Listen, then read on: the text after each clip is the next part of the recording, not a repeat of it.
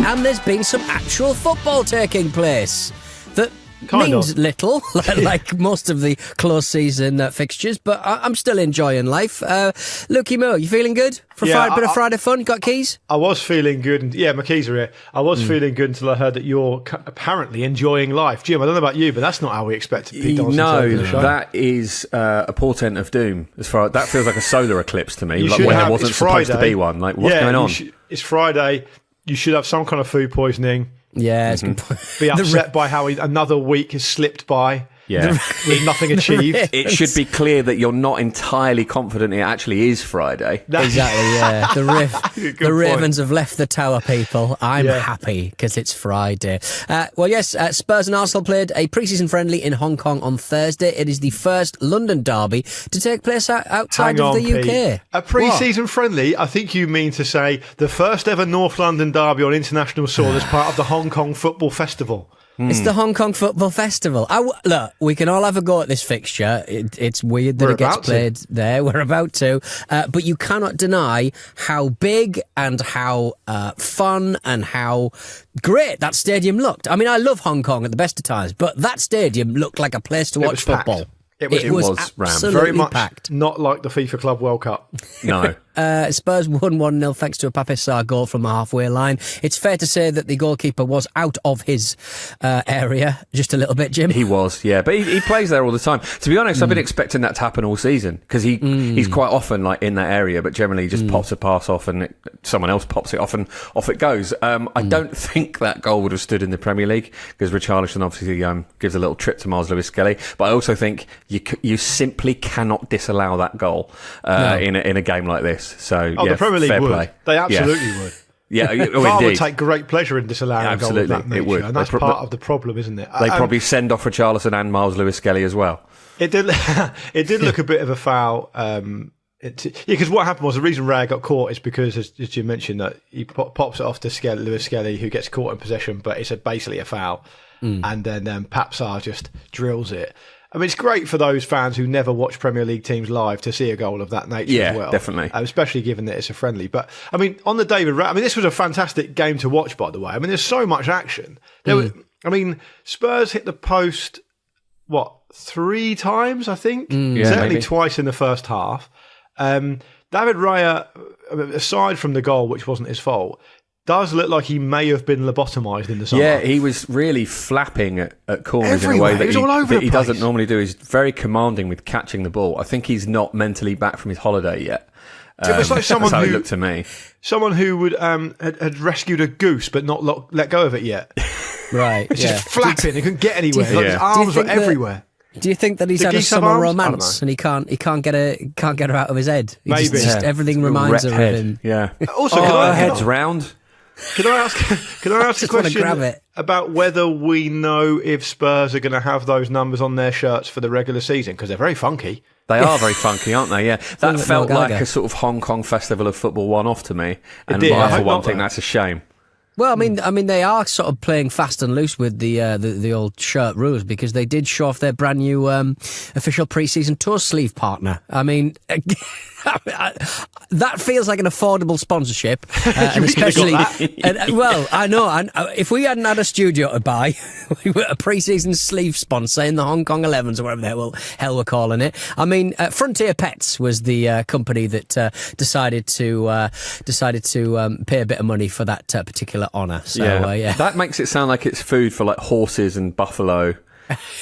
Well, you know why it's called Frontier Pets, guys? Done a little bit of research, and I emphasise a little bit, because I think it's food for pets that is made or grown or reared by sustainable Australian farmers. Ah. Oh, so nice. The frontier in this situation, I guess, would represent the Australian outback, perhaps. Interesting. Someone's got to you. Are they also the official Luke Moore sponsor for the pre-season rambles? We use meowing heads for our cat food here in this house. Right. Okay. So right. Bloody expensive, but then that's how it goes these days. Going back to the game, it was. I mean, there was a miss from Richarlison in there. Yeah. Which at first. Great clearance. It looked like a really bad miss, but if you watch it back again, I mean, you guys are going to say that's a comical miss because I'm thinking I'm going to disagree.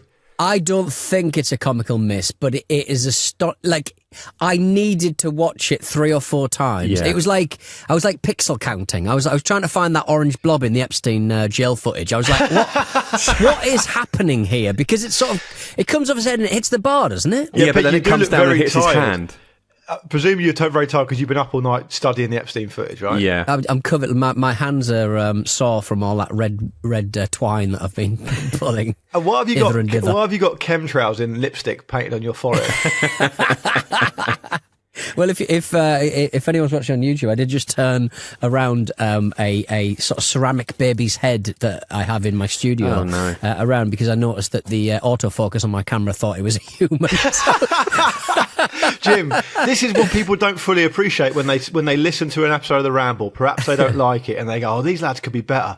Look at what we're working with. Exactly. It's very difficult to roll with these punches because it's punches you've never seen or heard before. Yeah, I've got a ceramic baby's head in my room. Yeah, I'm not describing the miss from Richarlison because it's the Hong Kong Festival of Football, and people who haven't watched it should have a bit of respect and go and watch it themselves. But what I would stick say some is, money in the pot and actually watch it. Yeah, I think it comes off the post first and hits right, it, and then goes out. And I would go as far as to say in the second half, Mickey van der Ven had a miss where he had completely outleaped the tiny Miles Lewis-Skelly and had a header took basically on an open goal because David Raya had gone walkabout again, perhaps in the Australian outback with Frontier Pets, I don't know, a sponsored walkabout, and but he puts it wide. That to me was a worse miss because it was there for him. I think Richarlison's probably thinking, am I going to brain myself on the post? Where is the ball? How's it going to ricochet here? And so it looked worse than it was, and it also looked worse than it was because it's Richarlison.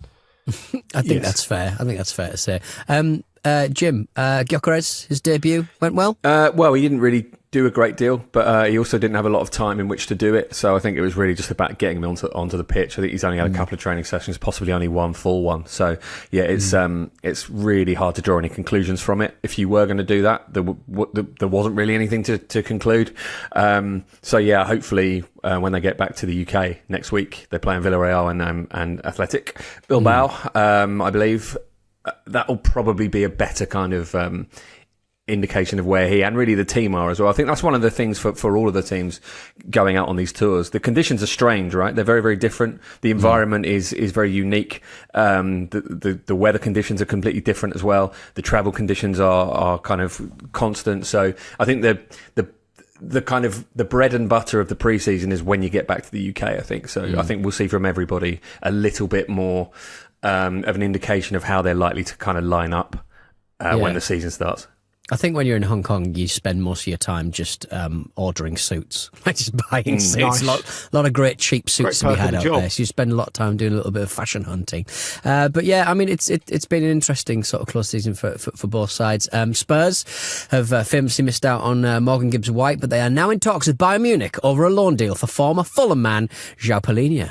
A man so desperate to leave Bayern, he was willing to take a loan to Spurs. It's not bad, is it? Well, Europa League champion Spurs, by the way. That Champions is true. League That is performing true. this season, Spurs, Peter. Yes, okay. Well, I know we criticise Levy for cheaping out on pretty much every opportunity he has, but a 30-year-old grit monster with Premier League experience for Nout. I just think that, if you're a Fulham fan, I mean, we've got a famous one in our ranks. But he's not here at the moment. He'll be back soon. No. I'm sure he'll have his own view on this. But it's beyond frustrating just from the outside looking in that you've got probably one of the best midfielders to ever play for Fulham who gets tempted away once, then stays, but his mind is probably elsewhere. Then he moves for big money to one of the biggest clubs in the world. Then he just doesn't play. Yeah. I think he started 6 Bundesliga games last season. I think he had some injury trouble as well. And now he ends up in... Now he ends up at down the a road bigger club in London. It's frustrating. And but from Spurs' point of view, by the way, if it happens, a fantastic move for them because clearly at his best, he is a serious operator. Yeah.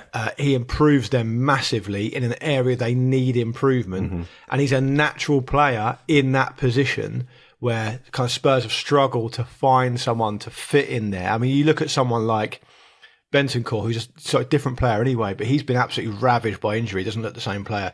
Yves Bissouma, kind of not really being amazing, not being consistent, decision making quite poor. Palhinha's an upgrade on both of those, albeit in a slightly different way. So incredible move for them, Jim. I don't know if you agree. Yeah, I do think it's a really good move for them. He's a slide tackle monster, as we've seen. I think there were a few concerns when he went to Bayern that his kind of long passing isn't quite up to scratch, and that's maybe the one thing that made people think he's possibly not going to kind of be what they need. So we'll yet to see if that'll be an issue at Spurs, because we don't know how Thomas Frank is exactly going to set up, but he seems the type of player that Thomas Frank will know how to use and know how to deploy. And he should come in relatively fresh as well, because he didn't play that much at Bayern, knows the Premier League very well, as we've said, and they have been really, really vulnerable on the transition in the past season, and he's exactly the type of player that you want kind of as this kind of all-tackling octopus in the middle with those ridiculously long legs, just sorting that out. So I mean with him and Van der Ven, the leg on Spurs this season, like a catwalk in the 90s. I think Palhinha will be super popular there if he goes. I think the fans will love him. I mean, you say about the transitional thing. That I agree with that. That's partly to do with personnel, but it's also to do with just being tactically mindless for the majority of the season. Which I think will be different anyway, right? Yeah, I think so. I was actually impressed, going back to the game, I was actually impressed with what I saw of Frank and how he kind of conducts it. I think he's a really good character anyway. I think he seems like a good guy.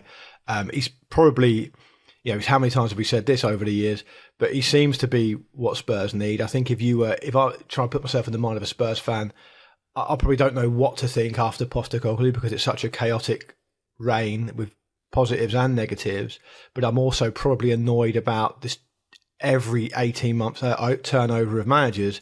But having said that, if it's Frank that comes in and he can apply the same standard that he applied to Brentford and he can make that transition himself, it's a super exciting one, because, like I say, I think he seems like a classy guy. He seems like he knows what he's doing. I was kind of interested in the juxtaposition between him and Arteta on the touchline during this game. I know it's only a friendly, but it is Arsenal Spurs. There's a big crowd there. Yeah. I thought Arteta. There was one bit where Arteta was just. I mean, and Jim, it's going to sound like I'm digging him out for no reason, and obviously feel free to defend him. But there was just one bit where he's just being completely obnoxious. Like Pedro Porro's trying to take a throw in. Pedro Porro's also a dickhead, by the way. I'm not defending him, but Pedro Porro is a player in the game trying to take a throw in, and Arteta's just purposely standing in the way of it. We shouldn't be doing that. Yeah, and if you juxtapose that with Frank, who's very calm, probably still getting to grips with who he's got to play for him and where he sits and all the rest of it, it did cut quite, like I say, quite a contrast. So it'll be interesting to see how that develops over the season. You'd also think, from Frank's point of view, it can't. I mean, look, they're in the Champions League. He gets to enjoy the fruits of that. They won't be playing in the Europa League next season because of Postecoglou's delivering them that title. But in the league, which is the stuff we watch every single week, which is what probably really counts for a lot of fans, Frank can't help but be better. Right? Yeah. He's going to have to be disastrously bad in a way that we've never seen before from him as a manager to not improve on that. So from his point of view, he's probably quite looking forward to it. Yeah, and also I think Frank is one of those kind of obsessive, kind of weirdo managers who's basically doing their job in their dreams and never does anything else. And they're all a bit like that now, they're all that. I'm sure Postecoglou is that as well. But there's a quiet intensity to Frank. He does come across as a bit more reserved, doesn't he? But you know that he is going to just be very, very dedicated to this, very, very, very on it. And he already kind of looks the part in that sense. Agree. Yeah, black t-shirt, probably drinks Huel on the quiet. He feels like a Huel man to me. He does. He also looks like a photorealistic version of a caricature of a man. Yeah, like a little AI kind of like, make this person, please. Yeah, I'm all of a sudden really now instantly surprised that Pete's never been seen with a bit of Huel in his mitt. You got Huel energy all over you, mate. Yeah, surely it's knockoff Huel though from like Cambodia or something. Fuel. Just fuel. I'm drinking diesel in a car park. I've seen some at the airport, but I've near cause to use it. When there's a giraffe on offer, I'm going to have a burrito, I think. So there we go. Just a quick one before we move on from Spurs/Arsenal. Max Dowman played for Arsenal. A very, very young but impressive man. Jim. Yeah, he's not a man. He's not a man. He's not a man. It's not easy. It's because, football kits kind of make everyone look the same age. It's rare when someone actually looks like a child, and he really does. I think players like that should have to play in at least like a school tie, possibly their whole school uniform, just so the rest of us can go, what the hell? This is an actual child. That's a bit pedo. There's no way of getting around that, Luke. I just thought it's still worth making that point. Yeah. Jim's asked for lads under the age of 18 who are playing football professionally to be in school uniforms. Yeah, fair enough. You double down there. I respect it. ACDC. I've also long said that players in cup finals should have to wear tuxedos. That's true. You've been very consistent with that across 17 years or so now. Exactly. So when will people listen? When will they start to listen? Indeed. You're like Bernie What's the point Sanders. of this? You're the Bernie Sanders of cup final tuxedo chat. You've never deviated. On the Max Dowman thing, can I just chuck in there very, very briefly that there'll be Arsenal fans will know who he is. A lot of football fans who are into football in a big way will know who he is, of course. But if you're not aware of who he is, it's worth kind of putting a pin in the name, because this is a young lad who I think Arsenal are more excited about than anyone they've been excited about since probably Bukayo Saka and Jack Wilshere. He looks, it doesn't look like a man grown in one way, but in terms of his football intelligence and what he's able to do on the pitch, incredibly exciting player. He's played at a lot of free kicks as well. Yeah, well, that's kind of his dead ball games on point, apparently. But he's played at youth team level for England in a way that it just seems far too easy for him. I caught a bit of him earlier in the summer. Just looks sensationally good. And I think the ambition for him, according to people who are much more clued up about this than me, they're looking to try and get him a Premier League appearance or two this season. And he's not 16, I don't think, till December or something. So he's been born after the formation of the Ramble. Yeah, it's incredible. So that is quite amazing. So he wouldn't have been able to play last season because of essentially, I think it goes on sort of school years. Ethan Nwaneri made his debut when he was 15. He came on for about 5 minutes against Brentford in a game where Arsenal were already 3-0 up, and that's a pathway that Arteta sort of likes to demonstrate to the really, really young players who have high potential like that. But you're right, Luke, in terms of excitement. When Nwaneri looked a little bit awkward, we didn't quite know what to expect from him, and obviously that exploded last season. But Dowman already, they're giving him the ball at every opportunity. Yeah. He's taken responsibility. He's gliding past kind of fully grown men who are in some cases twice his age. He's brought shooting down by Joe Linton to win the match against Newcastle. That's right. Yeah, that's right as well. I think Joe Linton kind of fouled him immediately as well, which is actually ideal, really, isn't it? It's like this is what this job is actually. Foulable. To put it in perspective about his age. This will really bring it home for you. When Jim first made the shout that football players playing in the FA Cup final should wear tuxedos, Max Dowman wasn't even born. But his dad might have been wearing a tuxedo. You'd hope so, out of respect for Jim. In the hospital, waiting for the birth of his child. Jim, before we move, Pete, before we move on, you've missed the opportunity there to do your Bernie Sanders impression. Do you want to do it very quickly? You did Ozzy Osbourne to great success last week. A bit of Bernie now before we move on.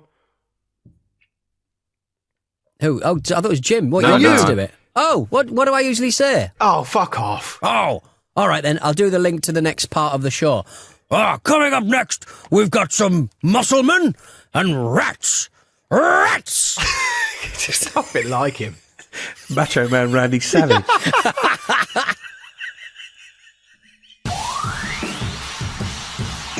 Fun has to be a part of the training, and we've made it a part of what we do at this football club. Just been stung. I mean, Fizzer getting stung by what he said was a bee feels like it was more a wasp, because there'd be something sticking out of his finger otherwise, wouldn't there? He did. Yeah. I mean, that happened to him in a press conference. Yeah. Show some fucking respect. Show some respect, bees. This doesn't happen to Jose Mourinho, that, does it? No. If it did, like somehow Mourinho would make it look all right. Yeah. Yes, I think so. He'd probably be able to style it out. He'd probably just go, I think this is the special wasp. Whatever. Bees are back. That's good news for all of us. And then like a couple of Sun journalists would just masturbate. Thank you to Adam Bucker for sending us that. No thanks for Luke for mentioning masturbation. Sorry about that. Sorry, guys. Sorry. Yes, the Alexander Isak transfer saga has taken another turn. Yesterday, inexplicably, he was seen training at Real Sociedad with his own staff. Did he take Nelson the dog with him? Yeah, very, very strange stuff. Obviously, at Real Sociedad, his previous club. I don't know what the rules are. I don't know why this was sanctioned by the club that's paying his wages, but it's happened. It's about as good as it gets, really. But a banner has been spotted in the Newcastle area calling Isak a big rat. Yeah, I've And got a problem with this. What? Why have you got a problem Well, with this? because I feel like the banner actually says Isak is a pure rat. Right? Pure rat. I feel like the rat thing, and I've taken a piss out of Liverpool fans for this constantly since it happened with Trent, and I know that, and I accept that, right? And I've taken the flack that's come my way, and that's fine. But I'm going to defend Liverpool fans here because that's their thing. Newcastle, Right, you need to get your own thing. You can't just Get a new steal the animal. phrase that is synonymous with Liverpool and works really well in their accent. Get your own phrase that works well in your accent, and we'll all be on board. Get your own Yeah. rodent. Yeah, I don't know. I like it. I mean, people say that we don't have the setup of like a Champions League club, but this is Champions League level delusion. Like he literally gave them their first domestic trophy in 70 years. He didn't give And this them it. guy's- He played in some games that contributed to it with a lot of other players as well. He scored Not wearing a tuxedo, very by the way. Oh yeah. Although He there was spawned black and in white, cut- which is the closest you're going to get, Jim. He True. scored an important goal, and badgers. You have a badger. They're black and white. Fucking badger. Yeah, but that's just confusing messaging, though, isn't it? Yeah, Is it Okay, good or look, we bad? need to look at this properly. We need to look at this logically. So we're calling out for a different animal. Jim's calling out for a different rodent. Duplicitous animals. Yeah, I'll road test a couple of animal examples as replacements, and you guys need to tell me whether they're more impactful than rat. And it's going to be very Right. difficult. So, Okay. here we go. Isak is a pure lion. Lion. Well, that's the It King of sounds Jungle, positive. whatever. Isak is a pure dung beetle. That's Ooh, good. That's very good. rolling his possessions towards another club. Towards Real Sociedad for a bit of training. Yeah, to do his little Isak training. is a pure swallow. Sounds euphemistic. Isak is a pure stick insect. What are those Confusing. He animals looks a that- bit like a stick insect. What are those animals that eat other animals' eggs and then just sits in the nest? Isak for is a a bit? pure cuckoo. Cuckoos? That's Yeah. where Cuckoo, cuck comes yeah. from, Pete. You're in the cuck chair. You should Of know course, that. that's right. Okay, that's right. last one, which I think would work. Isak is a pure snake. So I think snakes, yeah. I mean, Snake does the been used, rounds on, via emoji though, doesn't it? People Under the need kind of to send Instagram. in examples of animals that could be used instead of rat, because respect Yes, please. I've got a Liverpool's couple. traditions. Yeah. So I think personally, maybe it's a bit confusing because it's a black and white animal. Skunk. Yeah. Yeah, I don't Then you kind of get into personal hygiene. It's a bit personal, isn't it? Yeah, which is obviously actually. horrible. But it probably makes more sense for a player who's leaving to go to Newcastle. I was actually at a barbecue once that was cancelled by a skunk. Wow. Oh, because somebody he just got up and just sprayed all the food. It stank with so stink. bad, even outside, that everyone just agreed the day was over. Where was this? This was in, I can't remember what town, but it was in Everyone the have a state shower. of Connecticut. Everyone have a shower. There's a skunk on the loose. Let's just stay out of its way. So I think I- Isak training with Real Sociedad is probably quite a depressing portent if you're a Newcastle fan. Yeah, it is. And these deals for any footballer, any striker certainly, north of like 70 million, they take such a long time to put through. This is quite late in the window to start brinkmanship on Isak's side. So, Hey, you got a month yet, brother? Well, it's still quite late because these things take seasons sometimes. Eddie Howe probably fancies talking him around with a Jake Humphries paperback. I reckon he could do some inspirational talks and get him I back think that round might be again. part of the problem. Yeah. He's bored of them. By the way, Live, laugh, producer love. Finn's just put in the running order that apparently, ironically, magpies steal other birds' eggs. Ah. Right, okay. So- well, there you go. Taste your own medicine. Yeah. They're not the most famous because they steal like Shiny metal and things. stuff, don't Yeah. they? Shiny things, yeah. Yeah. But it's interesting to see the reaction from Newcastle fans to Isak and then Johan Wisser as well, who of course withdrew himself from Brentford's pre-season training camp. Bang up for that if he's going to make his way this to is the Newcastle. thing. So football fans are like this, right? And we get a lot of Yeah. YouTube comments saying, "I can't believe you guys are surprised that football fans are kind of hypocritical." And it's not that I'm surprised. I just think it's funny. It's endlessly fine to point it out. Yeah. And what's happening with Newcastle fans with Johan Wisser at the moment, right, is basically like, screaming down the phone at your wife for cheating on you while you're pumping away yourself. Oh, dear It's outrageous. God. What's happened to you this summer? You're so horny and wanky lately. I don't know Working what's with you going too on. much. I know. Yeah, and God your damn it. moustache. Yeah, it's getting you going. It's a bit of a shame, but you imagine they need to sort things out sooner rather than later, because I think actually travelling to a different country to train with a different football side seems to be that could. It's a bit annoying. Quite the move. We always thought that Gyökeres was going to rumble on and be so really boring, and when we got that done, say us, we saw that be done. It wasn't us. Now Isak's going to fill that gap, isn't he? Yeah, and as you say, there is a month left of the window as well, so this could rumble on and on and on, probably into the actual season itself, which will be really, really tedious. Maybe he'll even play for Newcastle this season. My prediction is he never plays another game for him again. I mean, it's very possible. Okay. There's no reason for him to go to Spain other than just to be like, I need to be away. The reason I mention that is because I remember Samir Nasri playing a game for Arsenal in the season in which he moved to Man City. And One it was of the really worst weird. players. Really, really weird. Terrible bloke. Terrible bloke, absolutely. Terrible bloke. Yeah, what an awful man. Absolute rat. Proper albatross. Yeah, indeed. I mean, the writing looks very much on the bed sheet, doesn't it, with this one, unfortunately. But it does. I mean, in terms of the fee, Pete, I know obviously you can only go on feeling on this. To me, it feels like with Isak behaving like this and making his situation deliberately sort of untenable, Newcastle are looking for 120 million. I think they've been quoted as saying, but presumably they'll probably sell him for under that, right? Because it's just a case of we've got to get him out, we've got to get someone else in. Yeah, I think this is a real test of Eddie Howe. I think it's a real test of the club.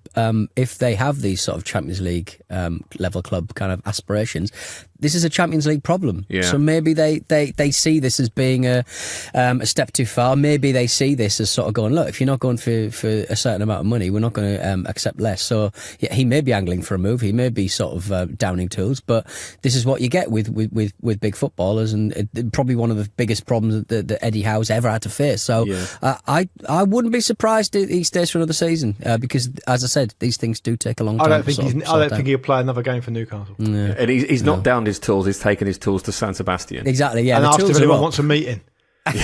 Does anybody want to see me do my tools?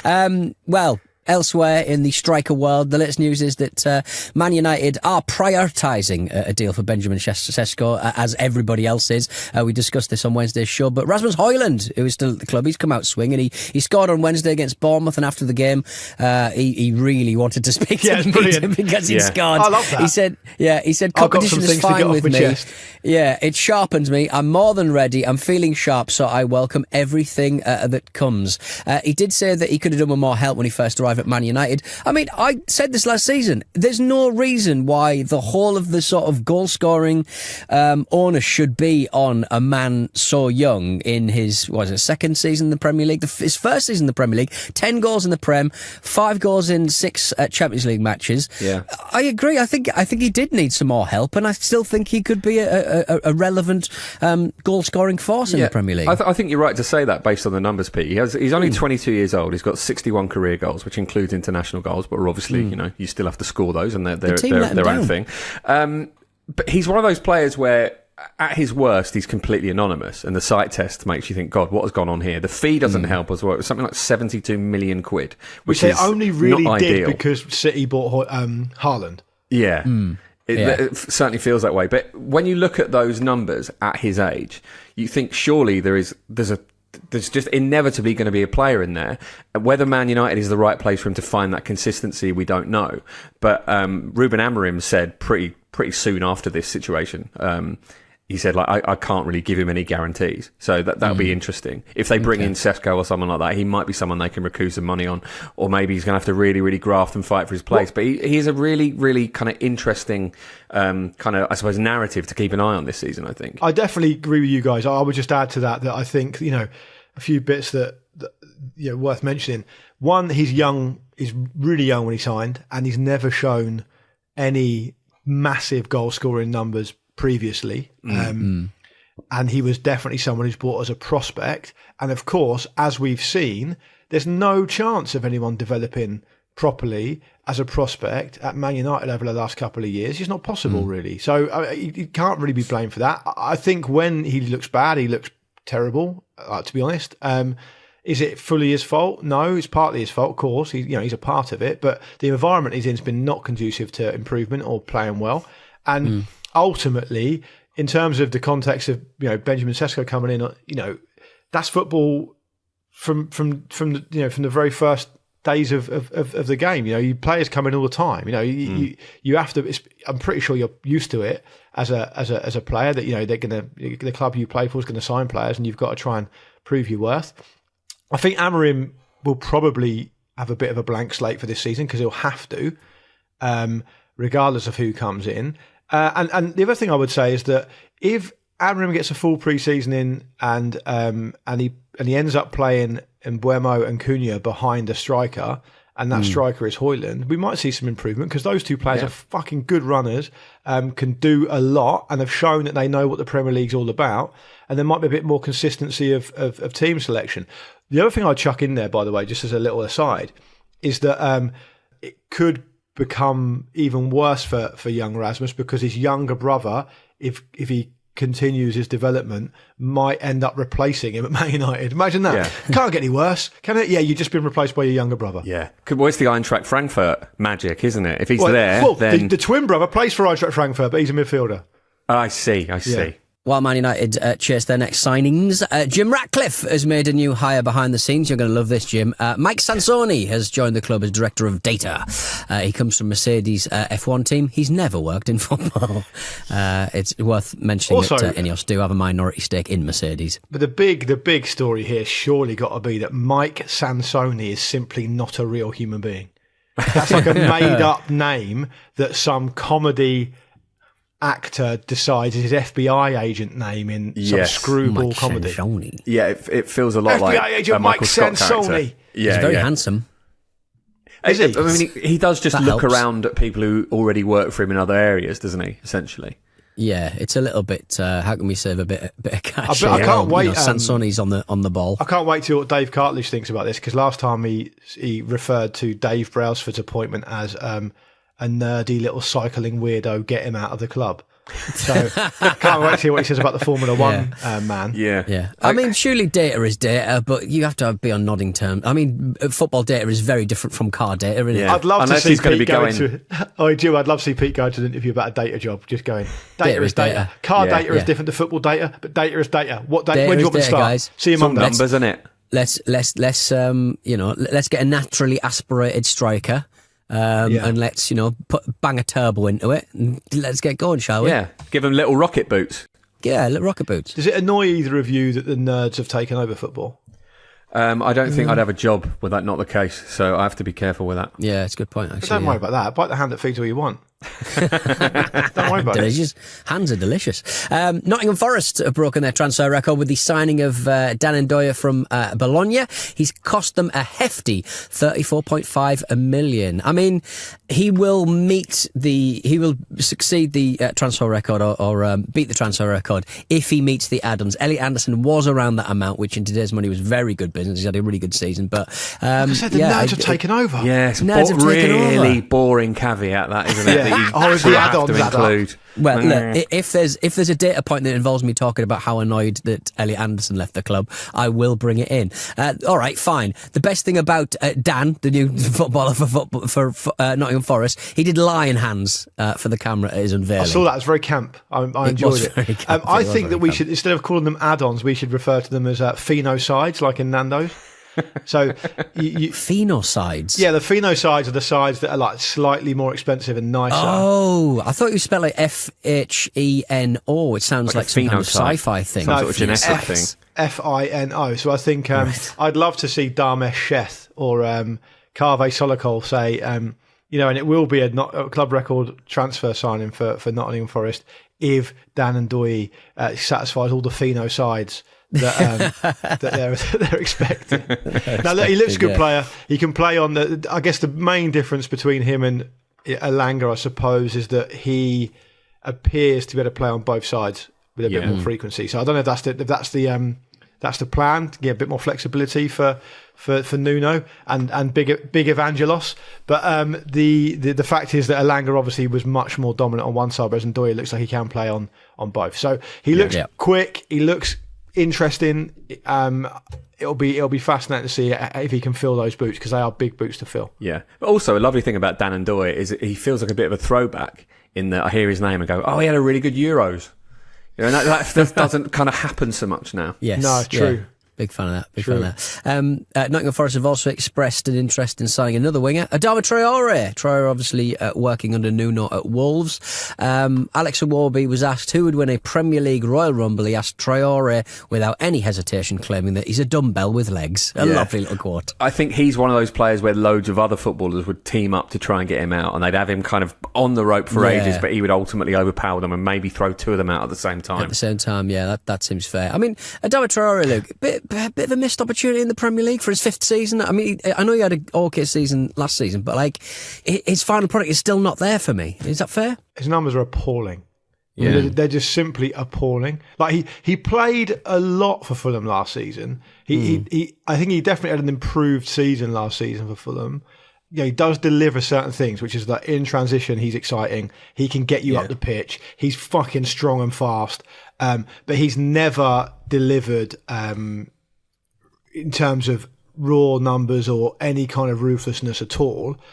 You're talking about a player, right, who is unquestionably a forward. He's basically a right-sided forward, right?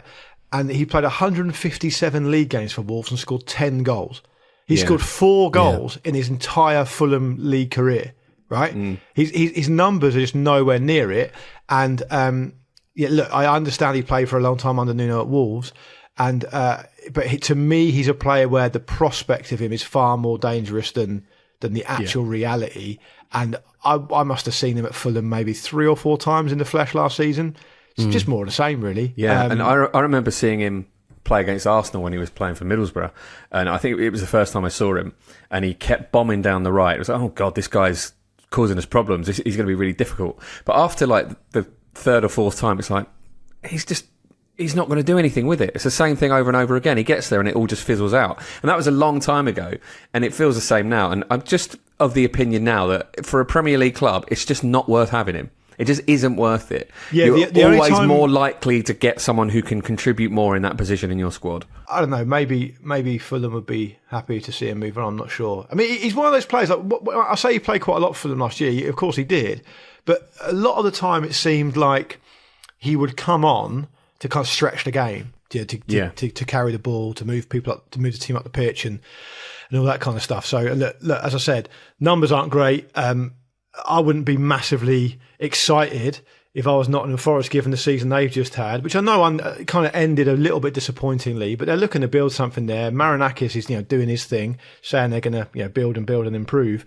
Adama Traore is not an improvement on what they've already got. He just isn't. Oh no, but he's a good henchman, isn't he? True, actually. He's the best possible henchman. Yeah, absolute galaxy Literally brain hench. stuff from you there, Jim. That's spot on. Enforcer. Every good wrestler needs an enforcer. Every Ninja Turtles baddie needs a bebop or a rock steady. Yeah. Just for a bit of muscle. Anyway, coming up after this on the Football Ramble, Tom Brady has a go at Wayne Rooney. Didn't see that one coming. Welcome back to the Football Ramble. Tom Brady has been in the headlines this week. There's a new Amazon documentary out all about Birmingham City and Tom Brady's involvement in that club. He's a minority owner at Birmingham City at the moment, and in a visit to the club's training ground while Wayne Rooney was a manager back in 2023, he's heard saying, "I'm a little bit worried about our head coach's work ethic. I mean, I don't know. I don't have great instincts on that." Why say it then? One might suggest. I think he thinks what he means by that is I don't have great instincts when I see Rooney working, is what I'm saying. My instinct is telling me that this man is getting in at 9 o'clock, and that seems too late. Oh yeah, because Brady was known for the dedication and the graft and the watching of the tape and holding everyone to a standard. Yeah. And great played till he was 40, right? Great. Oh, I think even later than that. Like he I think he's won 7 Super Bowls. Like he's the greatest quarterback of all time, a lot of people would say. So the standards, he's just one of those. I mean, he's the kind of guy, just to put it in perspective, he would be the guy that Jake Humphrey would want on his show more than any other guy. Yeah. He's just the absolute apotheosis. He's the god mentality level, monster. That thing, right? Wayne Rooney, as much as I love him, and I do love him possibly more than any other football figure in this country, is probably at this stage in his life not that. Yeah, No, from not world quite class basics to quite slapdash basics. Actually, No basics. See him down Walkabout, Tom. Just pop down Walkabout. See him putting in the hard yards. Yeah, I mean, I am against Tom Brady coming over here and having a go to win Rooney, especially because there was that clip of Tom Brady kissing his son on the lips. Yeah, Worth you've had a Googling. problem with that for a long old you don't time like that, now. do you? Worth having a Brady Google. also It's got in a interesting. bit of a. I mean, he's had a lot of controversies throughout his career. Well, not a lot, but he's definitely had a few. But he got in quite a bit of trouble for having a "Make America Great Again" red baseball cap in his locker for an interview Right. once.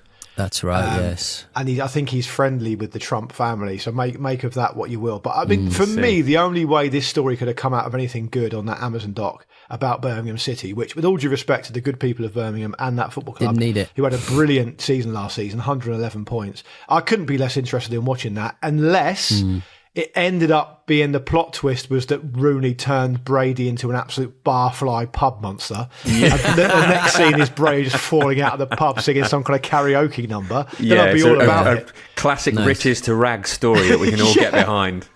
By the way, just talking about riches to rags, Jim. There's not much chance of that when I give you a little bit of information that when Brady finished playing, he was then promptly awarded or offered a contract to be an analyst for Fox Sports on the NFL for the princely sum of $375 million.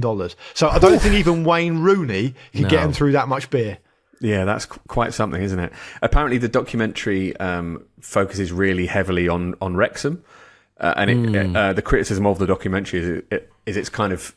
It's more like the documentary is a rival to Wrexham's documentary than it being about Birmingham City. So they're trying to create a new rivalry, like a new rivalry for the fucking TikTok generation. Exactly, yeah, which is very, very tedious, I'd imagine. And probably quite confusing for Birmingham City fans because obviously, there's been a lot of investment and as you say, they got 111 points in the last season and they're back in the Championship now, which is the kind of the very least of where they'd expect to be. But I imagine it comes with a little bit of confusion around this whole stuff as well.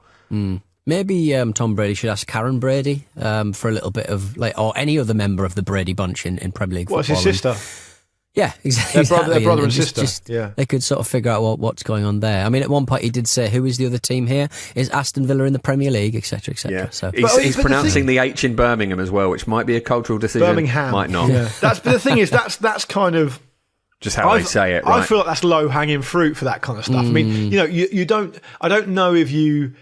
Look, I get that it's not great optics, but if you're a minority stakeholder and you're coming in, the role you're performing, for example, is that you are looking to hold up high standards of the playing staff and the coaching staff, and here's what it takes to get to the very top. I mean, Brady can unquestionably do that in principle, Yeah. And I imagine, for all the times that we slag off Jim Ratcliffe for bringing in Brailsford or Mike Sansoni, whatever his name is, that's what he's going for. It seems common sense, joking aside, that things can cross, can travel across sports.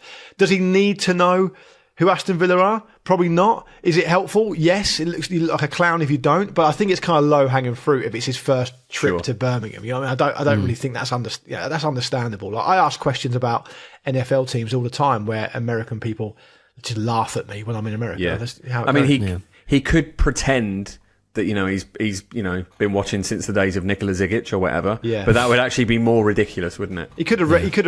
I guess he could have read a Wikipedia article. Couldn't he?